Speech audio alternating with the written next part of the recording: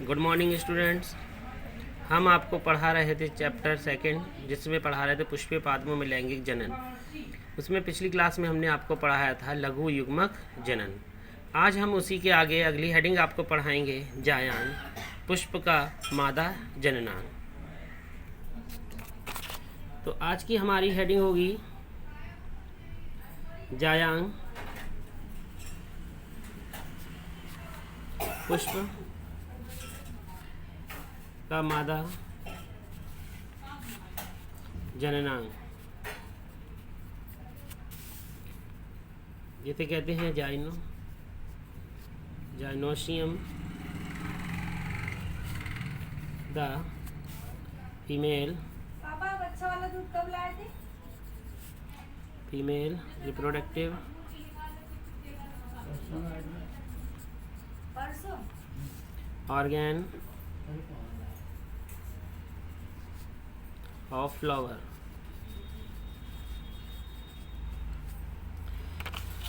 तो जायांग पुष्प का मादा जननांग क्या है? तो स्त्री केसर या जायांग गुरु बीजाणुधानी या बीजांड तथा भ्रूण कोश से मिलकर बना होता है। जायांग एक अंडप युक्त अर्थात एक अंडपी या अनेक अंडपों युक्त अर्थात बहुअंडपी होता है। अंडप में 3 भाग दिखाई देते हैं। पहला अंडाशय, वर्तिका तथा वर्तिकाग्र। तो अंडप के शीर्ष पर फूली हुई जो चौड़ी छत्रनुमा संरचना होती है उसे हम वर्तिकाग्र कहते हैं, तथा जो बीच का भाग होता है वर्तिकाग्र के नीचे जो खोखला होता है, पतला होता है और नालीकार होता है, इस भाग को हम वर्तिका कहते हैं। वर्तिका के नीचे ही भाग एक होता है युक्तटाम्पी तथा उसे हम जिसमें स्त्री केशर स्वतंत्र होते हैं, इसे पृथकांडपी भी कहते हैं। तो ये हम आपको इस चित्र दिखा रहे हैं। ये देख रहे हैं आप, युक्तांडपी है। ये सबसे पहले जैसे हमने आपको बताया, ये देखिए अंकुरित परागकण आए, यहाँ पर आए, ये वर्तिकाग्र है, ये वर्तिका है और ये पूरा जो भाग है वो है अंडाशय।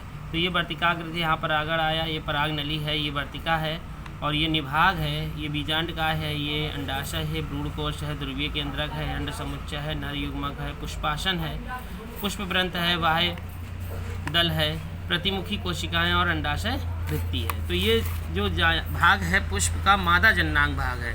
आप यहाँ पर देख रहे हैं, ये जो डायग्राम बना हुआ है युक्तांडपी अंडाशय है, जो बी है वो माइचेलिया का युक्तांडपी है, स्त्री केसर है और ये एक सामान्य जायांग की अनुप्रस्थ काट है। तो ये आप डायग्राम पूरा देख रहे हैं, इसे आपको बनाना भी है तो देख लीजिए।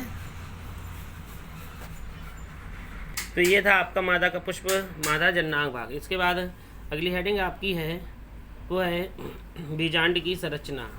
बीजांड की संरचना, स्ट्रक्चर ऑफ ओव्यूल।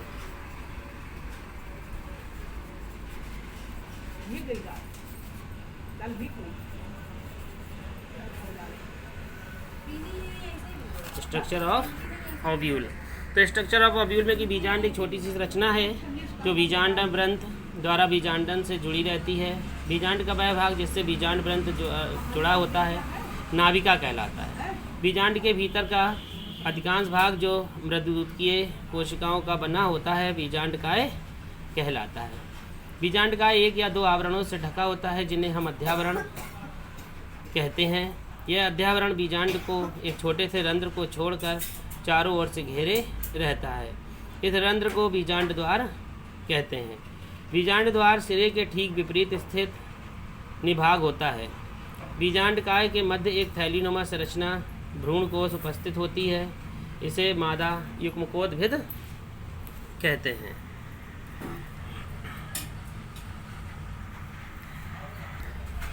तो ये देख रहे हैं आप लोग सभी लोग, ये चित्र है बीजांड की लंबवत काट का रेखीय प्रदर्शन। तो इसमें आप देख रहे हैं कि बीजांडकाय का निभाग भाग जो आपने वहाँ ऊपर देखा था, अभी जो आपको पूरा पुष्पासन दिखाया गया तो उसमें जो बीच का भाग था निभाग, तो आप देख रहे हैं वही भाग को अलग करके दिखाया है। तो निभाग है, बीजांड का अध्यावरण है, प्रतिमुखी कोशिकाएं हैं, भ्रूणकोश है, ध्रुवीय केंद्रक है, अंड कोशिका है, सहायक कोशिका है, संवहन पूल है, बीजांड व्रंत है, बीजांड द्वार है। तो बीजांड की लंबवत काट का रेखीय प्रदर्शन का ये चित्र है, आप लोग देख लीजिए सही से।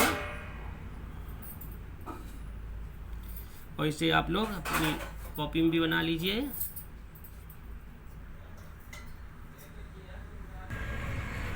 तो ये थी बीजांड की आपकी संरचना। अब हम आपको लिखा रहे हैं बीजांड के प्रकार। तो हेडिंग डालेंगे आप लोग बीजांड के प्रकार, टाइप्स ऑफ ओव्यूल्स।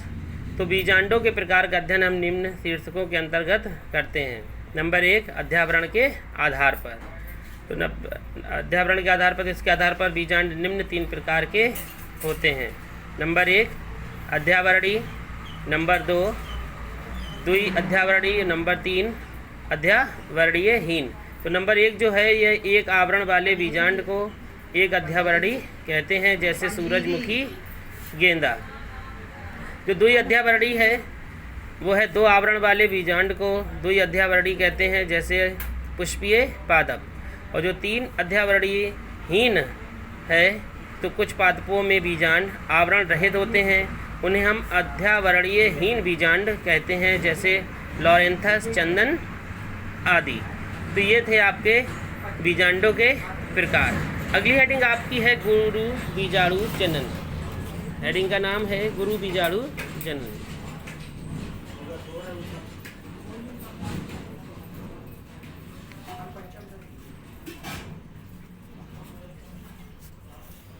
गुरु बीजाणु जनन। तो गुरु बीजाणु जनन क्या है? तो गुरु बीजाणु जनन मात्र कोशिका में अर्धसूत्री के फलस्वरूप दीर्घ बीजाणु या गुरु बीजाणु बनने की प्रक्रिया गुरु बीजाणु जनन कहलाती है। इस प्रक्रिया में बीजांडकाय कोशिका आकार में बड़ी होकर अन्य कोशिका से भिन्न हो जाती है, जिसे प्राथमिक प्रपशु कोशिका कहते हैं।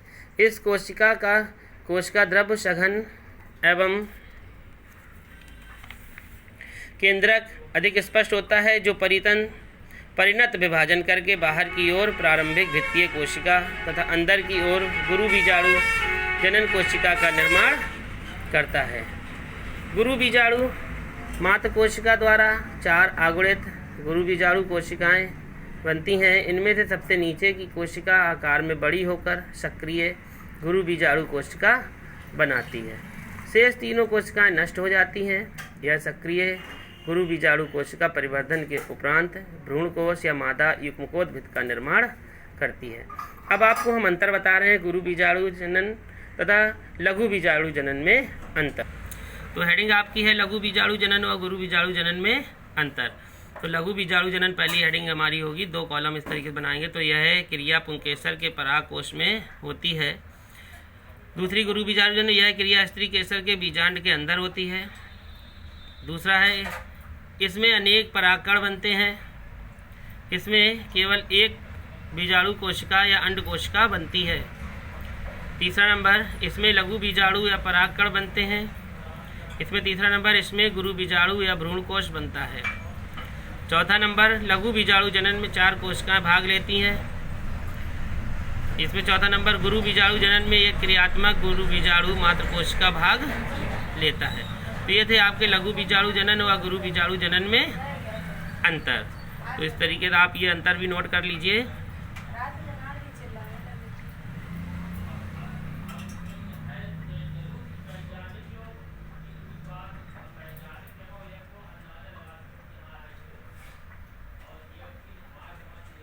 अब हमारी अगली हेडिंग होगी, न्यू हेडिंग है भ्रूण कोश।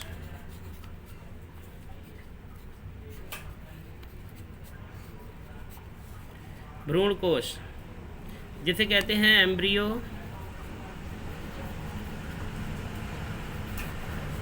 सैक। भ्रूण कोश, एम्ब्रियो सैक।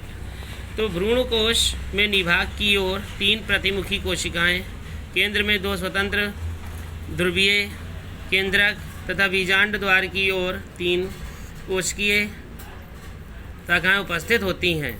सम्मिलित रूप से ये तीनों बीजांडधारी कोशिकाएं अंड समुच्चय कहलाती हैं। एक सामान्य आवृतबीजी बीजांड 8 केंद्रकीय व 7 कोशिकीय संरचना होती है। प्रतिमुख कोशिकाएं भ्रूणकोश की वृद्धि एवं विकास के लिए भोज्य पदार्थ स्रावित करती हैं। तो ये था आपका भ्रूणकोश। अब अगली हेडिंग है भ्रूणकोश का विकास।